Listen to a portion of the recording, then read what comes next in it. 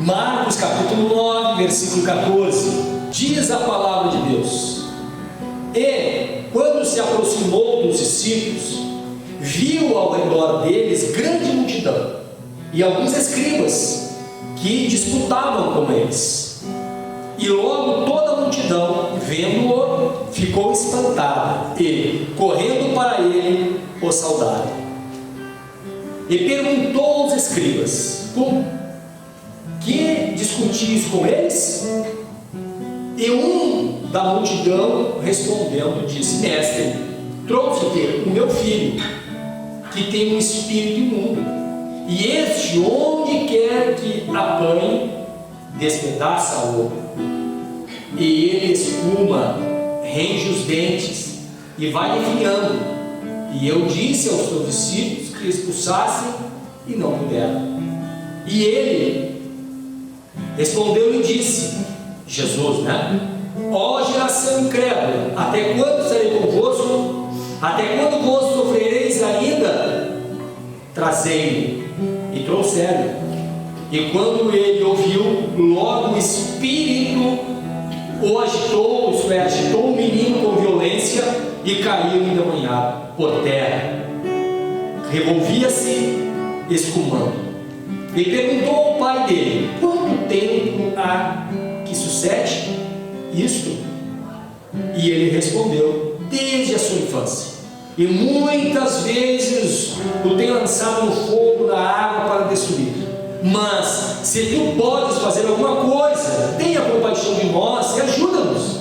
Jesus respondeu: se tu podes crer, tudo é possível ao que crê. E logo o pai do menino, clamando com lágrimas, disse: eu creio, Senhor, ajuda a minha incredulidade. E Jesus, vendo a multidão que concorria, repreendeu o espírito imundo, dizendo: o espírito mudo e surdo, eu te ordeno, sai dele e não entres mais nele. E ele, clamando, agitando com violência, saiu, e ficou o menino como morto, de tal maneira que muitos diziam: está morto. Mas Jesus, tomando-o pela mão, ergueu, e ele se levantou.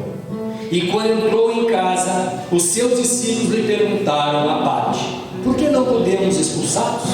Ou expulsar? Disse-lhe: esta casa não pode sair com alguma coisa, a não ser com oração e jejum. Versículo 29, repetimos: e disse Jesus: esta casta não pode sair com coisa alguma, a não ser com oração e jejum. Amém, queridos? Podemos. Vamos então ler aqui as Escrituras, lemos as Escrituras. Vamos agora entender um pouco esta palavra que nós lemos. Vamos aprender alguns princípios, algumas coisas para o nosso dia a dia. Queridos, esse texto, Lucas nos revela que foi um dia depois daquele momento da transfiguração de Jesus. Os três evangelhos sinópticos nos falam sobre esta passagem.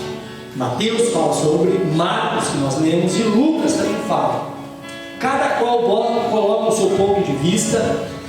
Lucas resume bem mais, Marcos dá mais detalhes sobre o acontecido, e Mateus fica ali pela metade, fala bastante, mas não dá muitos detalhes.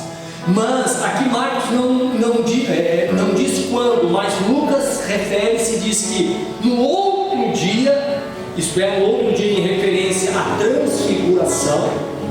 Então, um dia depois da transfiguração de Jesus no monte, quando Jesus se aproxima dos seus discípulos, versículo 14, um dia depois, Jesus se aproxima dos seus discípulos para falar com eles, como era costume de Jesus. Estava um debate ali. Estava os discípulos de Jesus, ao redor deles estava uma grande multidão, e tinha alguns dos escribas discutindo, falando com os seus discípulos. Estavam ali no pé de guerra, como se fala hoje em dia. E o texto nos fala versículo 15, nos dá a entender que Jesus ainda estava, de uma certa forma, irmãos, cheios daquela glória, daquela presença, vamos dizer assim, com o seu rosto resplandecente do dia anterior a qual ele foi transfigurado lá no monte, porque o versículo 15 diz: e logo a multidão, vendo-o, ficou espantada e correu para saudar Jesus. Então nos leva a crer que, embora Jesus sempre foi pleno, Jesus sempre foi Deus, Jesus sempre foi cheio da presença do Espírito Santo, mas nos dá a entender que mesmo um dia depois da transfiguração, Jesus estava de um modo diferente, com a graça, com a glória de Deus sobre a sua vida, ao ponto que Jesus desce do monte, passa-se um dia, ele vai ter com seus discípulos estão discutindo com os escribas, e logo nós vamos ver o que eles estavam discutindo, mas o versículo 15 diz que o povo, a multidão vendo, ficou espantada. Irmãos, nós aqui já identificamos alguma coisa para o nosso aprendizado. Jesus estava no monte da transfiguração. Jesus se transfigurou em glória. E depois, quando ele desceu, ele estava, vamos dizer assim, no mundo dos homens. E a gente vê aqui um contraste, irmãos, da plena glória de Deus, que é um lugar de comunhão, que é um lugar de união, que é um lugar de aprendizado, que é um lugar da presença de Deus, com o lugar dos homens, um lugar de discussão, um lugar de debater, um lugar de não união, um lugar de não amor. Os irmãos entendem a distinção de um lugar onde Deus está habitando plenamente no monte da transfiguração, ao ponto de Pedro dizer: Senhor, vamos fazer o seguinte, vamos fazer aqui 3 cabanas, vamos morar aqui, porque esse lugar não tem como sair desse lugar, esse lugar está gostoso demais, vamos morar aqui no monte. Quando eles descem, encontram os escribas, e ali dá um probleminha. Que probleminha? Nós, no versículo 16, o versículo 16 nos revela que Jesus faz uma pergunta aos escribas: por que vocês estão discutindo ali? O que está pegando ali no meio de vocês? Qual é o motivo dessa discussão? Qual o motivo desse debate entre vocês? E o versículo 17 nos diz que um homem entre a multidão dá a resposta, não propriamente dita, mas está subentendido que a discussão entre os discípulos de Jesus e os escribas era que os discípulos de Jesus não conseguiram expulsar o demônio do rapaz. Essa era a discussão, essa era a questão do debate, da disputa. Quem sabe eles estavam escrevendo: mas vocês não são os discípulos de Jesus? Vocês não são os discípulos que seguem esse que é o mestre, esse que se diz Deus, esse que se diz Filho de Deus, esse que se diz o Messias? Vocês não seguem ele? Como que agora vocês não têm poder? A discussão girava em torno disso, irmãos. Mas nós podemos aprender e ver que aquele homem que se apresenta a Jesus, eu trouxe o meu filho, e pedi para que os seus discípulos expulsassem o demônio deles. Seus discípulos não conseguiram expulsar o demônio, não tiveram o poder, não tiveram autoridade, enfim, não conseguiram. Versículo 19, Jesus disse: ó geração incrédula, até quando estarei convosco? Até quando vos sofrereis ainda? Trazei-me. Queridos, a grande diferença do ímpio e de nós que estamos aqui é a fé. É a fé que nos distingue, é a fé que nos separa, porque lá fora as pessoas são pecadoras, nós também somos pecadores. As pessoas lá muitas vezes erram com suas famílias, nós também erramos com as nossas famílias. As pessoas lá fora erram com seus familiares, nós também erramos com os nossos familiares. Os pais lá erram com seus filhos, nós também erramos com nossos filhos. Os filhos erram com os pais. Então veja, irmãos, que a vida cotidiana nossa é parecida com as pessoas que não creem. Qual é a diferença? É a nossa crença. Qual é a diferença dos que servem a Deus e dos que não servem? É a fé. Jesus aqui no versículo 19, ele fala de uma fé de uma forma geral. Ela diz: ó geração incrédula e perversa. Jesus aqui não está falando diretamente aos seus discípulos. Jesus não está falando diretamente para os escribas. Jesus está falando de uma forma geral.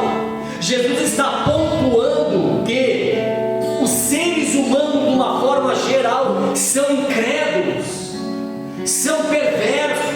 A raça humana, nós todos, estamos inclusos aqui.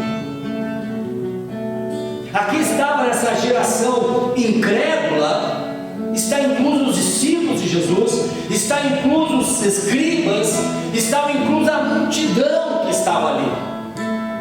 Jesus está emparelhando todos, dizendo: todos vocês são incrédulos. Até quando eu estarei no meio de vocês? Até quando? E Jesus disse: chama o menino para cá. Chama o menino. Versículo 20. E trouxeram o menino. E o menino, quando viu, isto é, o demônio que estava no menino, quando viu Jesus, o versículo 20 diz que ele se agitou com violência, caiu endemoniado por terra.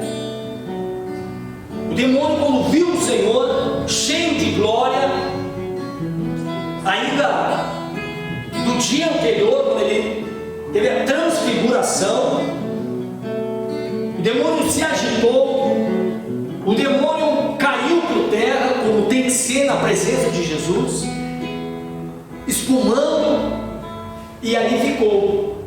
Jesus então perguntou para o pai: desde quando isso acontece com esse menino? E o pai respondeu: olha, desde a sua infância. A gente não sabe que idade tinha esse menino, esse homem, esse rapaz, enfim, mas era desde pequeno.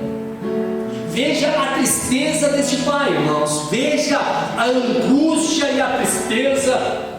E os versículos posteriores aqui nos diz, principalmente o versículo 22, diz que aquele demônio, quando possuía aquela criança, aquele menino, aquele rapaz, tentava destruir a sua vida, jogando no fogo, jogando na água, fazendo tudo e mais um pouco para destruir a vida daquele rapaz.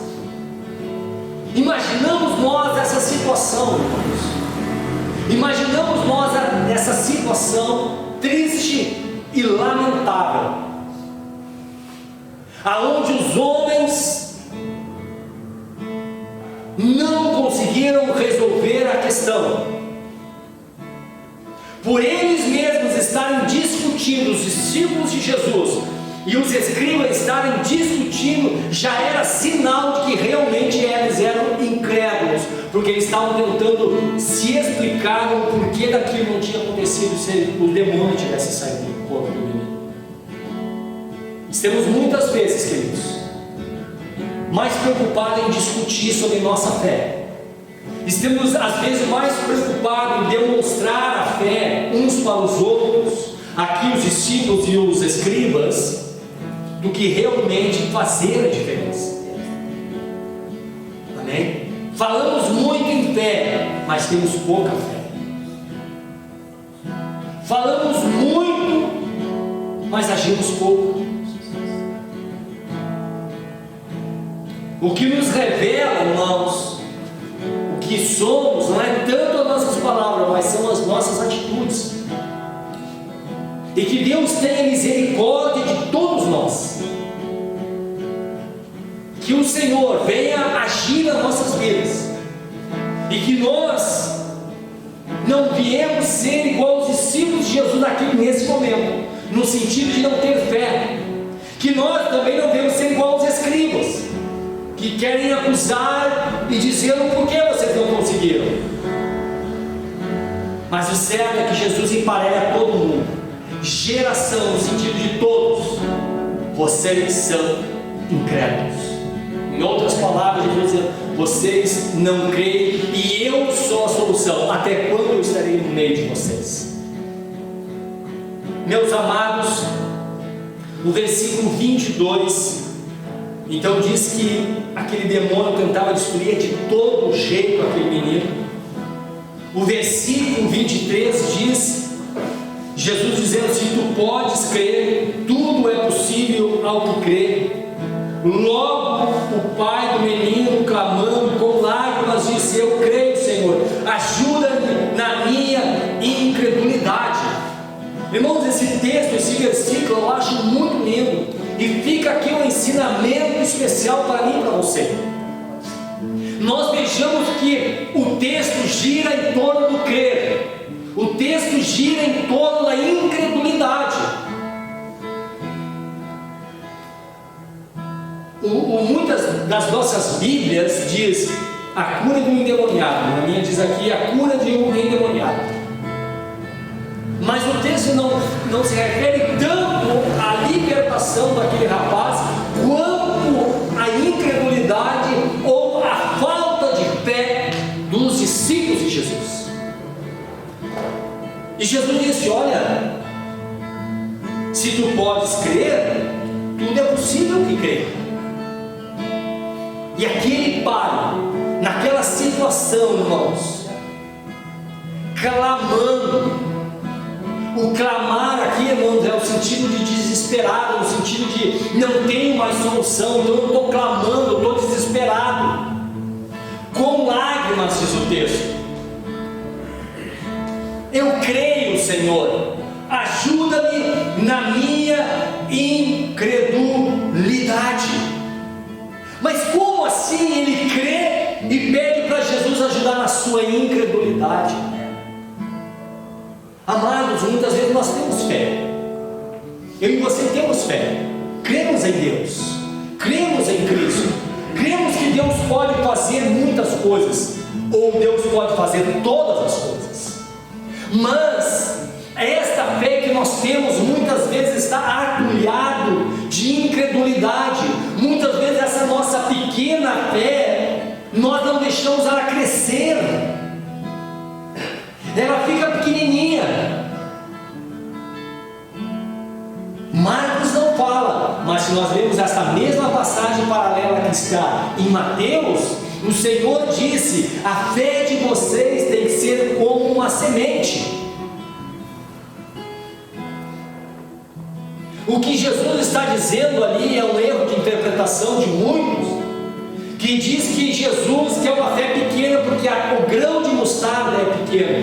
Não, Jesus não está dizendo para a nossa fé ser igual uma mostarda no sentido de pequeno, mas como um grão de mostarda que é tão pequenininha, mas ela cresce e dá uma bela e grande árvore. O que Jesus está dizendo é o seguinte, para o que este homem está dizendo para Jesus: eu tenho fé, eu tenho, eu sei que tu és Jesus e tu podes fazer, mas no entanto, a minha fé precisa crescer, a minha fé precisa de se desenvolver, a minha fé precisa evoluir. Ajuda-me então, portanto, nesta parte, que é a qual ele fala de incredulidade. Muitas vezes nós temos fé, irmãos. Não, eu tenho fé, Jesus pode curar, mas às vezes quando é conosco, com a nossa família, parece que a nossa fé não é tão forte assim, porque a gente está vivenciando a situação crítica, e daí aquela que nós tínhamos a nossa fé começa a ser tapada, começa a ser substituída pela incredulidade.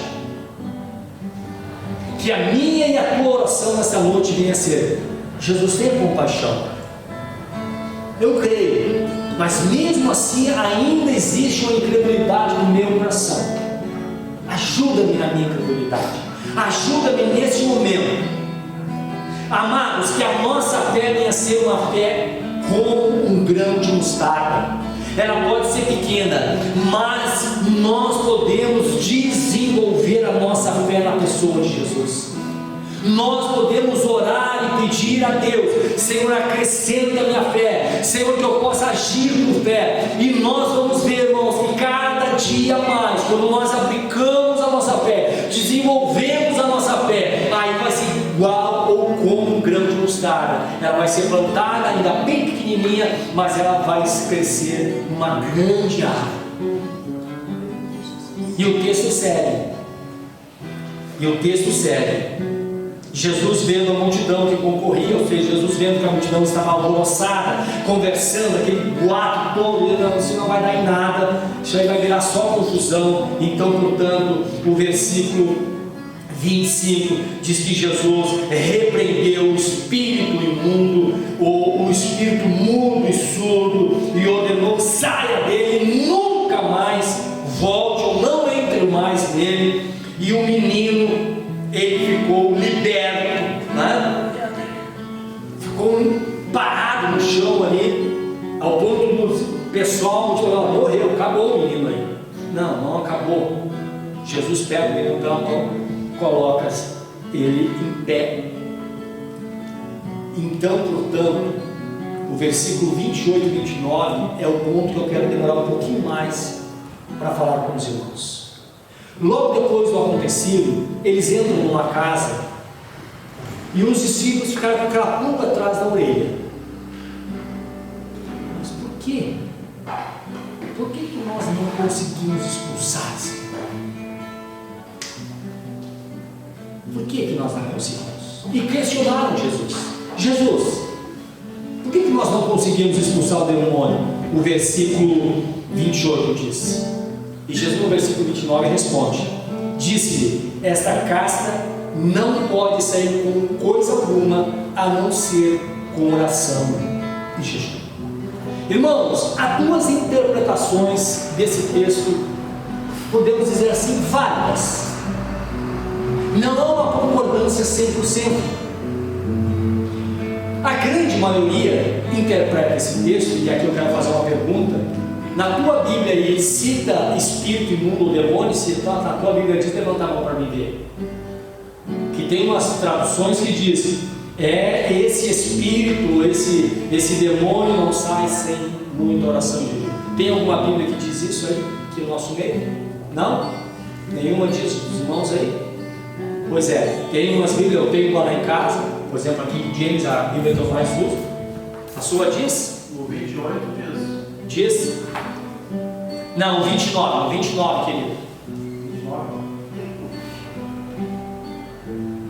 Não? Não. Na King James, a Bíblia que eu mais uso, a versão King James diz a linguagem de hoje também fala essa casta de demônio, essa espécie de demônio, mas a palavra demônio, que algumas traduções dizem, não está no original. Não está no original grego, não está escrito demônio. Está escrito esta casta, essa espécie, esse tipo, né? Só sai com muita oração e jejum. Então, quais as duas correntes e interpretações desse pequeno versículo? A primeira diz que é literalmente o que, de um modo geral, a gente entende. Jesus estava dizendo: pessoal, e esta casta de demônios aí, esse demônio, vamos dizer, forte, não é um demônio fraquinho, de classe C, mas é um demônio de classe A, forte. Esse aí não é de qualquer jeito, não. Vocês têm que orar muito, vocês têm que jejuar muito. Só assim daí vocês vão ter poder para repreender esse demônio. Quem entende esse texto assim, levanta a mão. Me ajuda aí, irmãos. Você entende? Quem entende esse texto assim? A grande maioria entende esse texto assim. É errado? Não é errado. Não é errado entender o texto assim. Mas alguns pontos a se considerar. Quem expulsa demônio? É o nosso jejum? É a nossa oração? Ou é Deus que expulsa o demônio? É Deus que expulsa, não é a nossa oração. É verdade. assim propriamente dito, né? Não é porque o Carlos vai orar e o demônio tem que sair. É o Carlos que está orando. Não, é o fulano. Então tem... Não é porque o Benítez jejua, então o demônio tem que sair de qualquer meio jeito. Não, a autoridade está no nome de Jesus. Mas é válido interpretar dessa maneira, sim, que tem alguns demônios, alguma casta de demônios, né, que tem que estar em consagração, enfim, para expulsar. Outra corrente de interpretação também válida, irmãos, também válida, e que eu, de uma certa forma, acredito mais nela, porque todo o texto que nós lemos, e aqui quem está fazendo o seminário já vai entender o que nós estamos aprendendo, todo o texto que lemos não está falando sobre jejum e oração, mas todo o texto que nós lemos aqui nessa noite fala de incredulidade, falta de fé. É isso que nos atrapalha a vida. Então, muitos interpretam esse texto. Disse-lhe Jesus: esta casca não pode sair com alguma coisa senão com oração e jejum. O que Jesus, outros interpretam esse texto, que também é válido, não é errado, é que Jesus estava dizendo: pessoal, meus discípulos, lembra que o versículo, deixa eu achar o versículo aqui, para dizer bem certinho com os irmãos, o versículo 24, que o homem diz para Jesus: ajuda na minha incredulidade, versículo 24. Jesus, parece que no versículo 29, fala para os seus discípulos, ele diz: ó, vou ajudar vocês na incredulidade de vocês, eu vou ensinar para vocês a questão. Esse tipo de coisa, essa caça, esse problema de falta de fé, de incredulidade, vocês vão vencer a incredulidade e a falta de fé com muita oração e muito jejum. Faz sentido, não faz? Faz sentido. Porque a fé vem de quem, irmão? A fé vem de Deus. A fé não é minha e tua. Judas escreveu no seu livro: olha, vou escrever para vocês que vocês devem de batalhar pela fé dada aos santos, que foi dada aos santos, que foi dada a vocês, herdada de alguém. Então esta fé que temos, irmãos, não é uma fé natural, tipo, eu creio nisso. Não, é uma fé sobrenatural, é uma fé vinda de Deus. Então o que Jesus também poderia estar dizendo aos seus discípulos: pessoal, essa falta de incredulidade de vocês, essa falta de fé de vocês que vocês têm, lembre-se que o texto está falando muito de incredulidade e falta de fé. Vocês vão vencer ela com muita oração e jejum. Faz todo sentido, irmão. Achamos nós que vamos ter uma fé inabalável em Deus? Achamos nós que nós vamos ter uma fé diferente dos demais, sem oração e sem jejum, isto é, sem comunhão com Deus? Os irmãos estão entendendo? Quem está entendendo, levanta a mão. Aleluia. Então, amados, um remédio para nós vencermos a nossa incredulidade, um remédio para nós vencermos a falta de fé, um remédio para nós não sermos uma geração incrédula e perversa.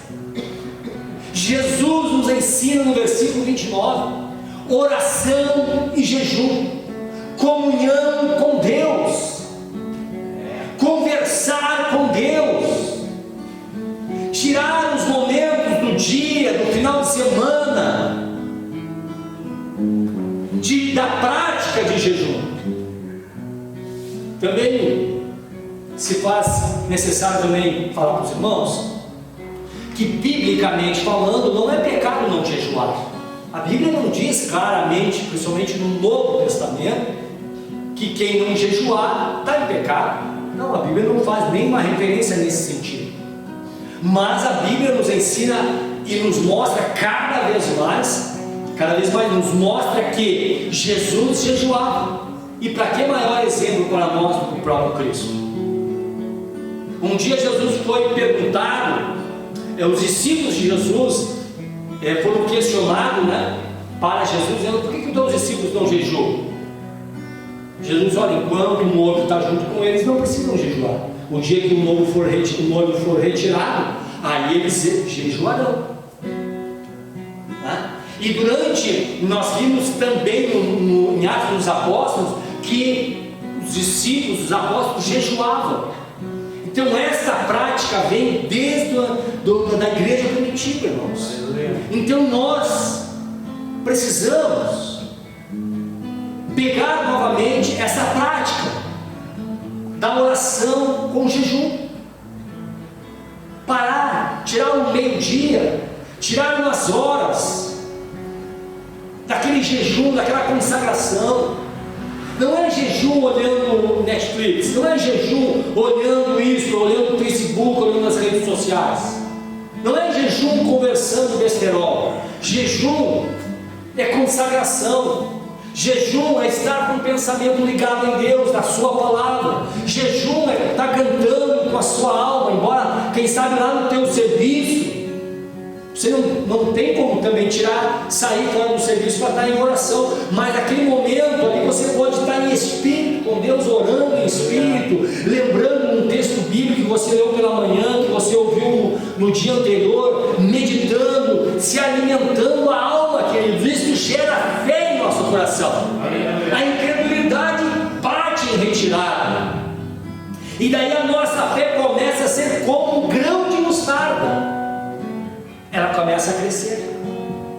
Ela começa a crescer. E daquela oração, daquele jejum que era de poucas horas, você começa a ampliar. Você começa a ampliar o tempo de oração e jejum.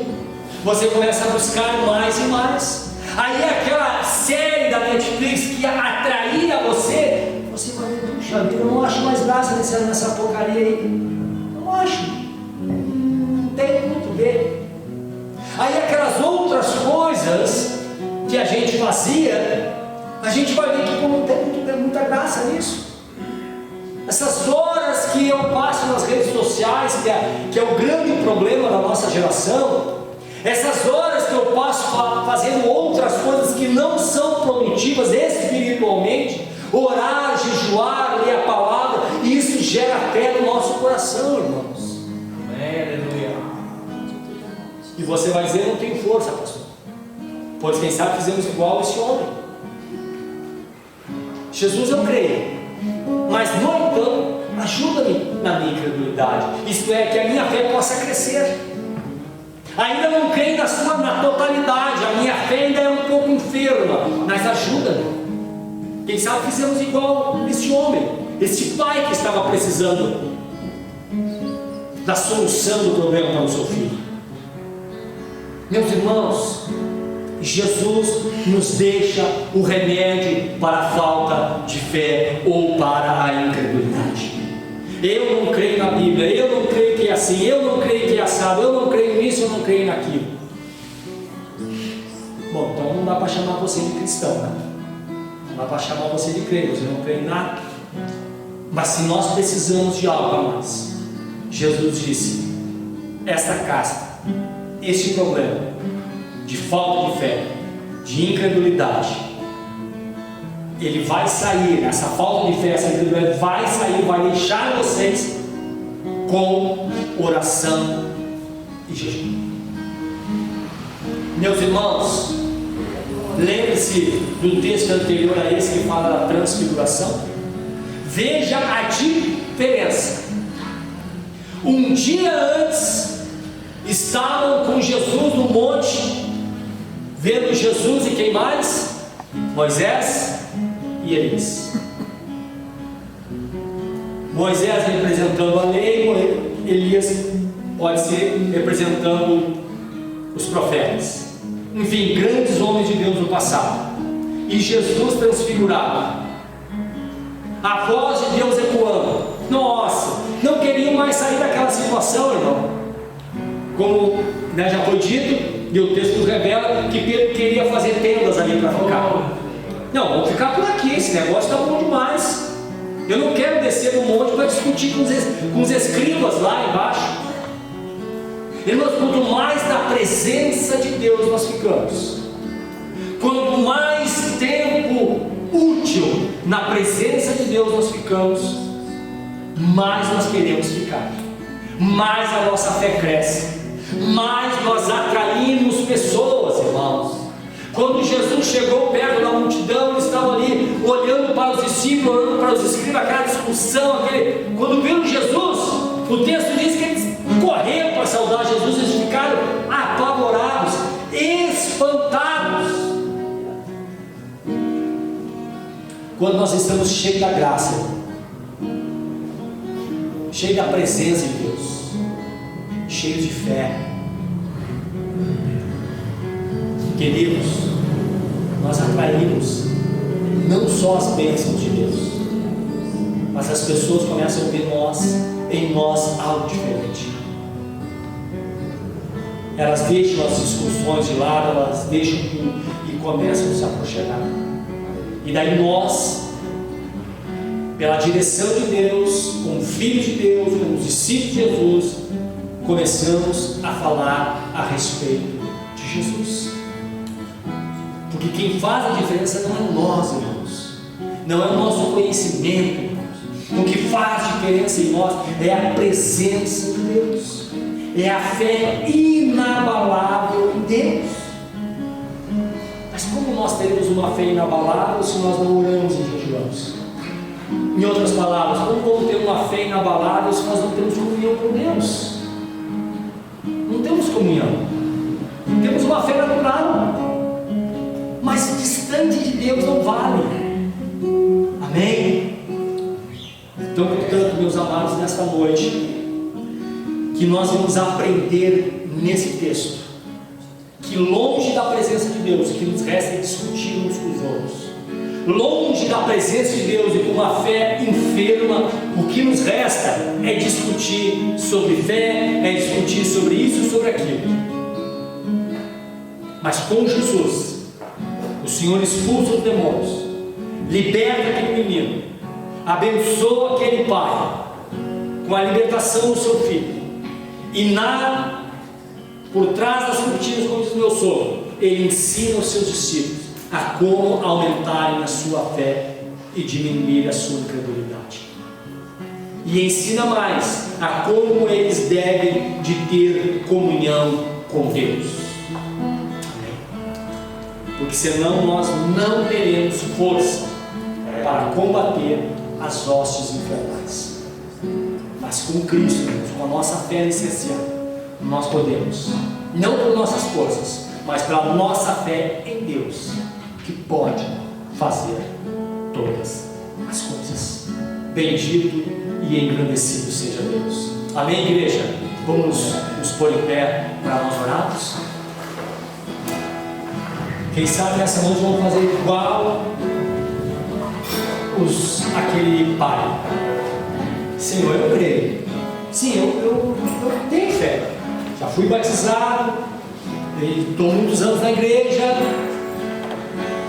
Mas, Senhor, o menino aqui faz desde a infância que está nessa situação. Ou seja, eu ainda tinha esperança aqui com os seus discípulos não resolveram a questão. Ajuda-me na minha incredulidade. Quem sabe, irmão, você, nessa situação difícil, você já fez um monte de coisa. Um monte de coisa. Às vezes no desespero. Eu conheci uma irmã que trabalhou muito no reino, teve câncer na retina. Situação triste.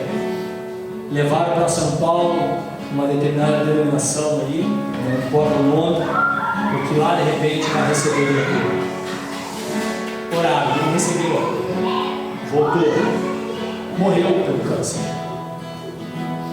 Não estou falando mal de ninguém, não é isso. Estou dizendo, irmãos, que muitas vezes nós nos apegamos a coisas terrenas. Se aquele orar resolve, o outro não resolve, esse resolve. O que resolve é ter uma fé inabalável. O que resolve é manter uma fé em Deus, independentemente do que aconteça nas nossas vidas, seja de bom, seja de ruim. Amém? Vamos orar, feche teus olhos. Altíssimo Deus e maravilhoso Pai, neste momento, Pai, no nome de Jesus nós oramos. E aqui, Senhor, repetimos a oração e o pedido daquele Pai. Senhor, ajuda-nos na nossa incredulidade.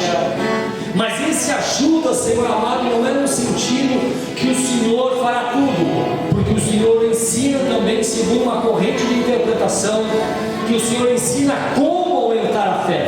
O Senhor ensina como vencer a incredulidade, através da oração e através do jejum, através da consagração, através, Senhor amado, daqueles momentos a sós contigo, através, Senhor, daqueles momentos de meditação, Pai, da Tua Palavra, através daqueles momentos, Pai, onde deixamos de comer alguma coisa para tirar um momento de consagração a Deus, a busca do espiritual, a busca, Senhor, pela santidade, a busca, Senhor amado, por Deus.